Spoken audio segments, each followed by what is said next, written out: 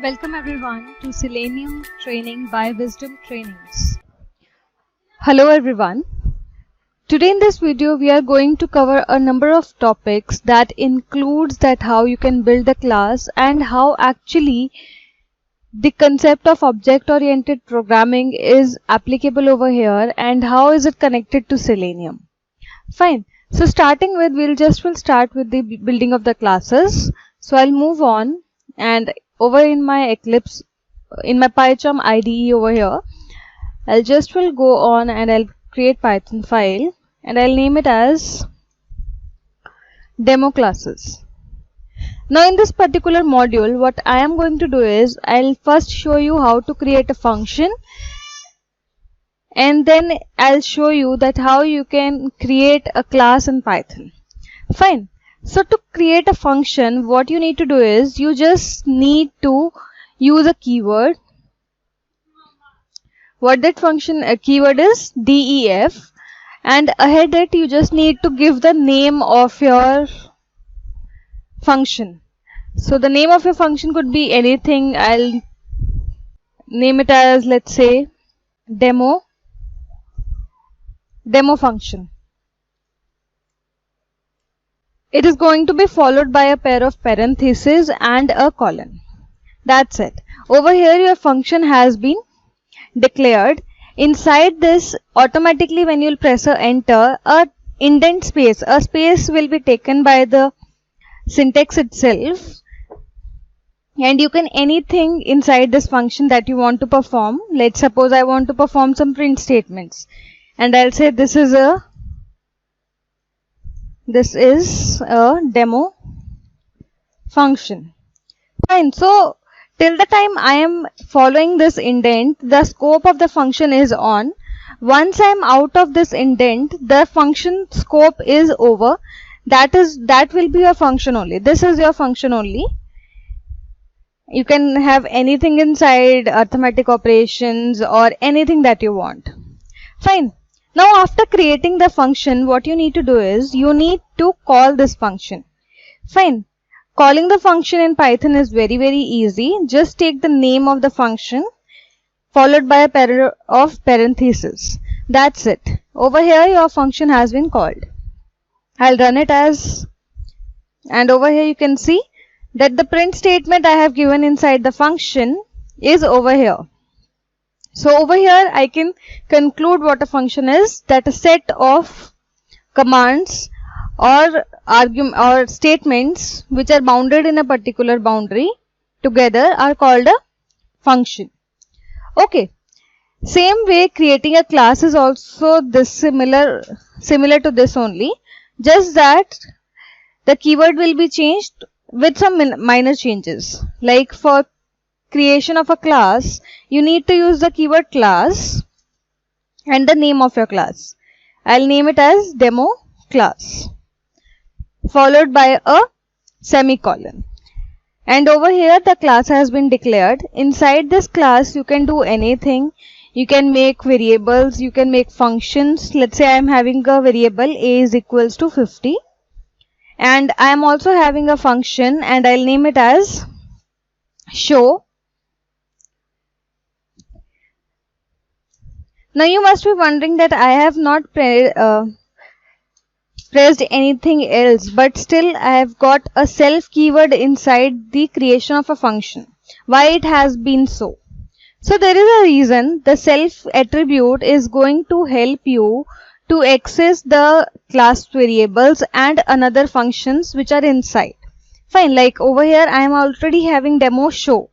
I might have another functions, like I may have def sum. So to use another functions and local variables in the class, I will be requiring the self keyword. Fine. Now what I'll be doing in the function, I'll just will like to print the variable that I have used. So I'll say print a. Okay. Directly it won't work. You can see it's giving me an error. I have to use it with the use of the self. I'll say self dot a. Now I can access it. Why? because it's outside the function body. It's in the class, but it's outside the function body. So that's why whatever is outside the function body, you need to access it with the self attribute. Suppose I also have a variable b whose value is 100 and I want to access this.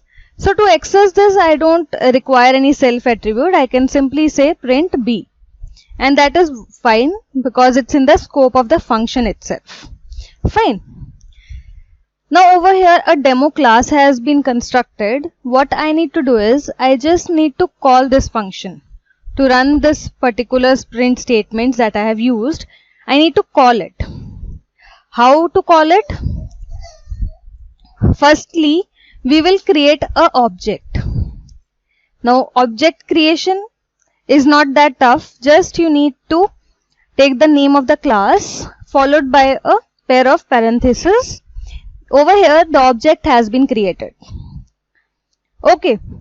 Now once you will put dot, as many as variables you have used inside the class, as many as functions you have used inside the class, they all are going to show up and you can easily use them. Now I want to use the show function. So I'll use the show function and that's it.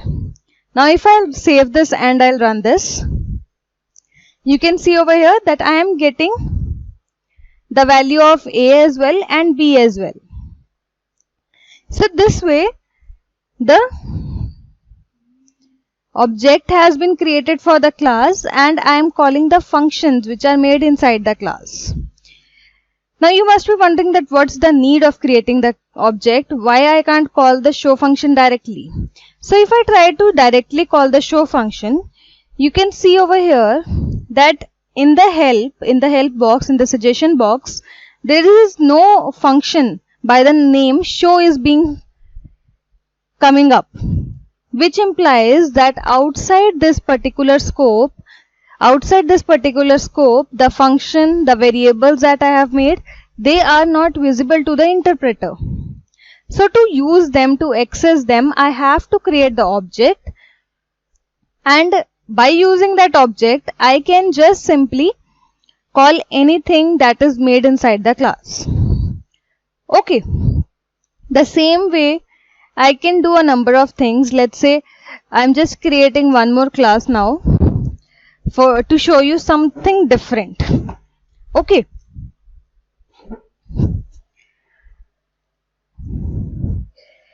Now I'll just create a class, let's say students, and in this student class I'll have the attributes of student name and student marks. So I'll make function def student name.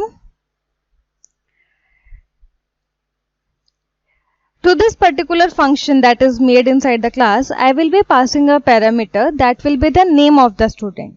So I'll take a variable and I'll put it over here, name.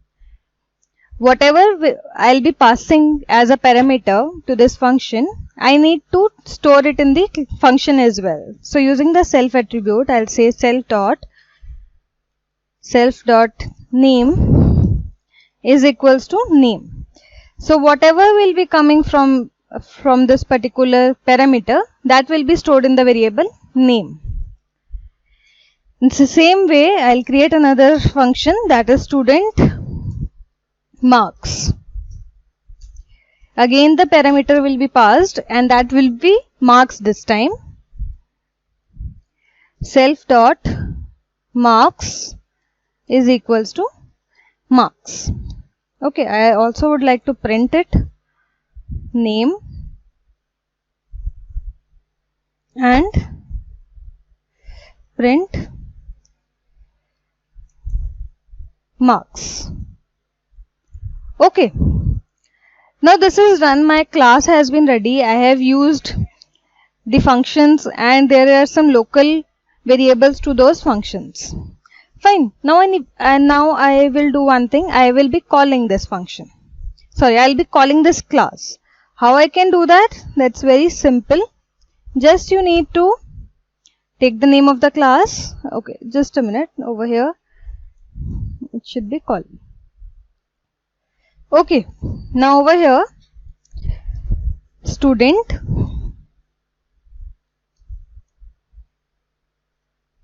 dot whichever function I want to call, whichever object I want to variable I want to call, I can use that. Right now I would like to call the student marks and the student name dot student name. Let's pass some value, Ron, and marks be 80. Fine. Now over here my object is created. I am able to access these functions and I am passing the variables. If I run this, the values are also going to be printed very well fine. But what is actually happening? This is being a hanging object. Why I am calling it a hanging object? Because over here I have made a class, and inside this class there are functions student name and student marks. So right now what I have done is I have created an object, and object we have created using this.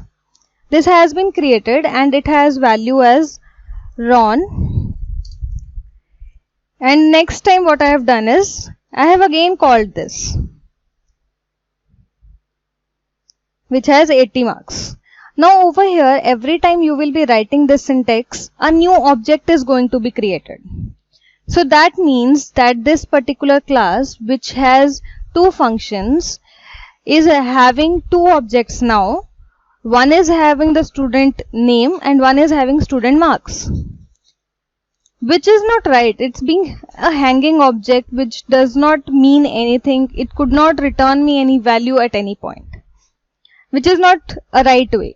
So what we do is we create a reference to these objects. Fine, like I have called this once student. I have created an object. What I'll do is I'll just will create a reference to it, S1. So this S1 somewhere in the memory will, the object somewhere in the memory will reserve the space, and that S1 that I'm creating, the reference, that is going to point to that memory, and whatever data I'm going to pass, like I'm passing Ron and marks 80.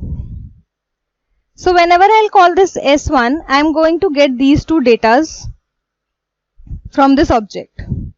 The same way when I'll repeat this step, student followed by a parenthesis, creating an object, next time I'll be giving a reference as S2. So both of these are going to store different data in different locations, by which I can later on check the data as well, what is stored in which object, plus there will be no kind of confusion while retrieving the data, and there will be no hanging object that will be created. Fine, so this is what we call object referencing. Creation of object is easy. Object creation and referencing are different from each other. So that is why we are covering this topic, so as to clear. Because what people think is that this syntax, I have created a reference and I have created the object after the operator, the equals to sign. What people think is that this S1 is the object. That's not right. Object is this. We have created the reference by using this S1. Fine. Now I'll show you actually how it's going to be. So I'll just will go back to my PyCharm IDE, and over here I'll comment it for the time, the above objects I have created. Now I'll create the object student, and to this object I'll create a reference S1. Now using this reference only, I'll be calling the functions, the variables which I have made, that I'm going to do. So I'll call the student name and the data will be Ron S1 dot marks 80. Now if I run this, I get the same output, but over here in the management I can see that there is only one object created. I have used this syntax only one, unless that we have done before two objects were created. If I have to create one more object, I'll give some another reference. I'll say S2 is equals to student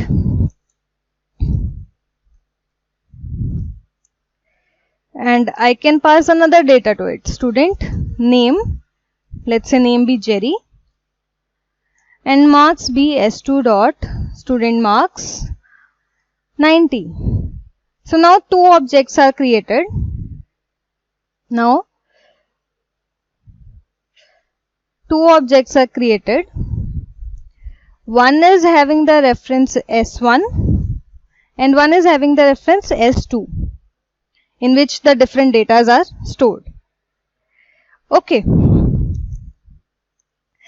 Now, just to show you that how these references are storing the data, how different data are being returned, I'll create one more object. I'll create one more function in the class and I'll name it as show.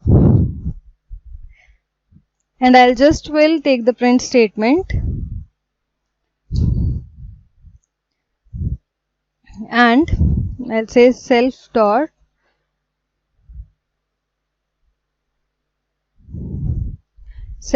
name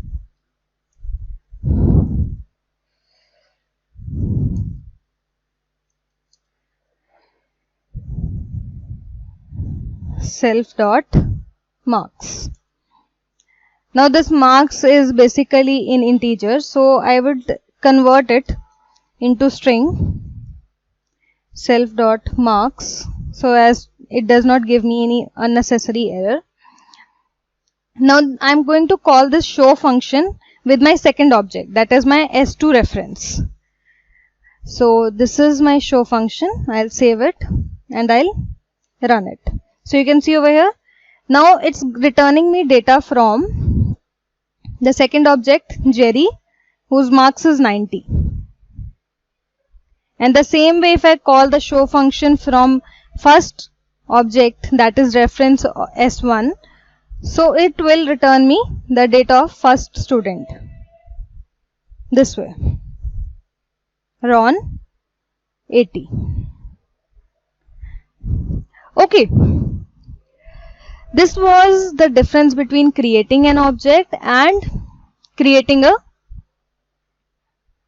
reference to the object.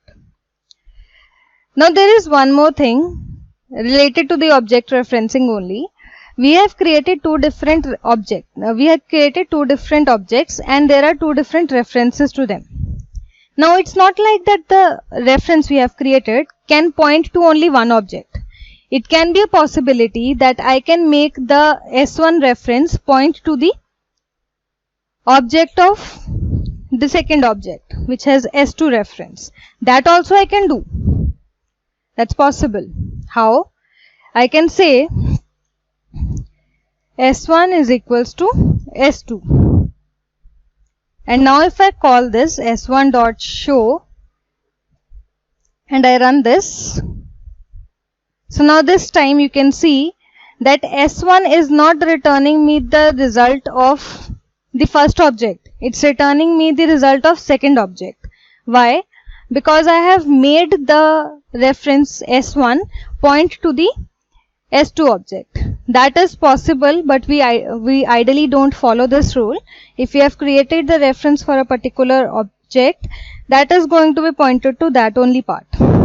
Fine, but for the sake of information, I have told you this so that you don't face any issue while creating the class, while understanding the concept of object-oriented programming and the difference between objects and the object referencing. Fine. Now moving further, we come up with the constructor. Now constructors are very useful in number of ways. What are the use of the constructors? First of all, to initialize common variables. Like it's a possibility that in your whole class there is something common that you want to share. So you can create that variable in the constructor. Second thing, suppose in this class I have a number of parameters that I need to pass. Fine. Like I want to, for the student, I want to pass name, roll number, class, subject, subject teacher, who taught the subject, the class in charge, which under which the student comes, the theory marks, the practical marks, assessments marks.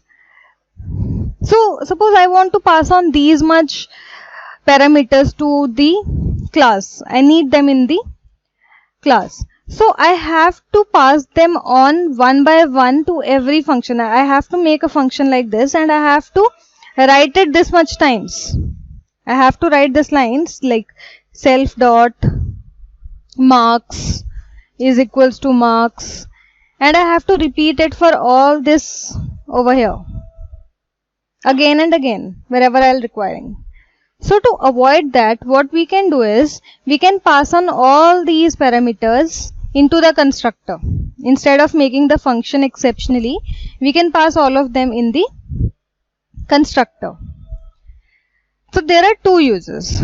Okay, to handle multiple elements, multiple parameters, and to initialize common variables. Now let's just take the example of it, that how constructor looks in Python and what types of constructor are supported. So in Python again, DEF, the constructor name is already defined. If you change it, it's not going to be the constructor anymore. And the name which is already defined is double underscore init. This is the constructor that is provided in Python. Now, there are two types of constructors which are there in Python. One is the default one and one is the parameterized one. So firstly I'll show you the default constructor and then I'll show you the parameterized constructor. In the constructor right now I'm just going to pass a print statement, namely I'll just will say demo of default constructor.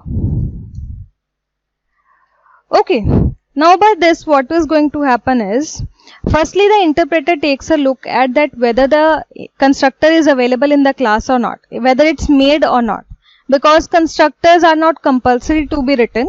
It's optional. If you want you can have them, otherwise you can skip them. Okay, so firstly interpreter will check this. If it is existing, then interpreter will check that whether there are some parameters that are to be passed or not. Like over here, this is the default constructor, no parameters are being passed, and over here my object is created. If I just run this like this only,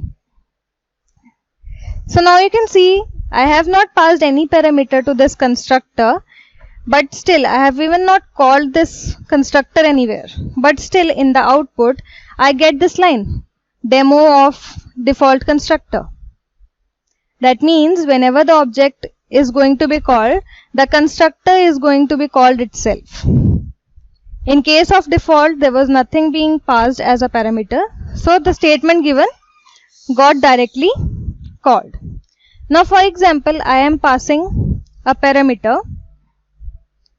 Let's say I am passing subject. Okay, and again I will be using the self attribute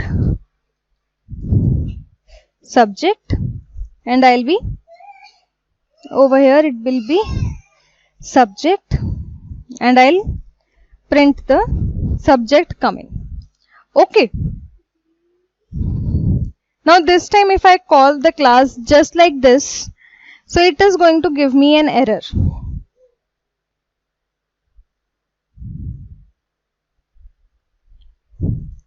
You can see over here it's giving me an error that the init function, the constructor, is missing a positional argument, that is subject. You have not given the parameter subject. This error means this. So whenever you are creating the object, you have to pass the parameter as well. So what my subject is, it could be anything. Let's say mathematics. Okay. Now if I call this